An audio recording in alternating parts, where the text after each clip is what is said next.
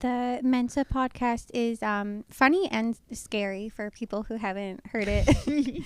So you join Mensa and then you kind of realize that a lot of the Mensa community is like incels. Kind of, yeah.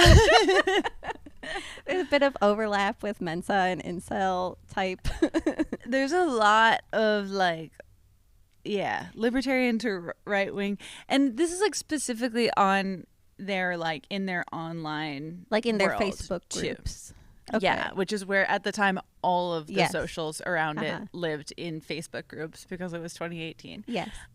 So yeah, I was finding a lot in there specifically, and then I just totally misunderstood what kind of person I was going to find in there. Yes, which yeah. to some extent I like try to get into this in the podcast is on me because I was judging them in a way that I should have been judging them in a totally different way. Sure, yes.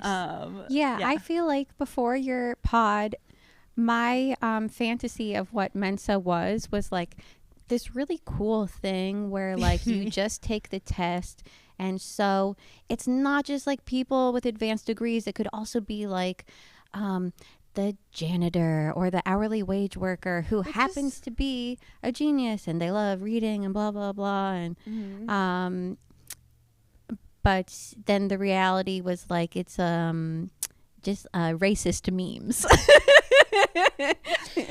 There's a lot of racist memes, and also part of what you're saying is true. Sure. Is like it is technically a group that anyone from any background can get into, Which is cool. Yeah. But like then you get into like, well, what are we considering the ground level for what constitutes a genius? And that gets into IQ, which sort of is explains a the little racist meme thing. Yeah. Like it when you know the history of the IQ and of IQ qualifying groups, it makes total sense because who is most likely to be able to test into these groups are like white people, who the tests were designed for, who will most likely excel more at. But that said, there was still I talked about it in the podcast. There were a number of like very sweet people I met there who were trying to sort of push back against this wave of racist meme Facebook groups that I honestly don't really know where that stands now. If the podcast did anything, I have no idea. But there were people who were like, this is an opportunity for people to build community, because that was like the other thing that I found so frustrating is like, of course, like everyone needs community, and there were people there who I think, especially reflecting now, just like really needed to feel like a part of something and want a community, and but like found it in a really ugly, dark, oppressive way. And that's like, God, how many like groups can we say kind of the same of? So it's a sillier version of it, but I still think about it a lot because like at an individual level, and I guess I would include myself in this, it's like everyone wants to be a part of something, of course.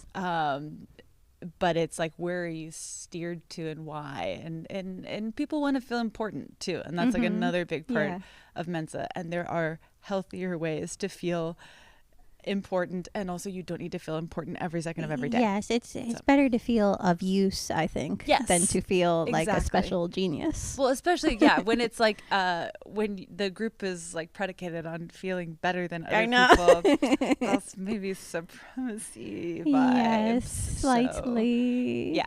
And so some of these people were so pissed, and they were like, this dumb bitch must have faked her test. There's no way this dumb bitch could be in Mensa with us. Yeah.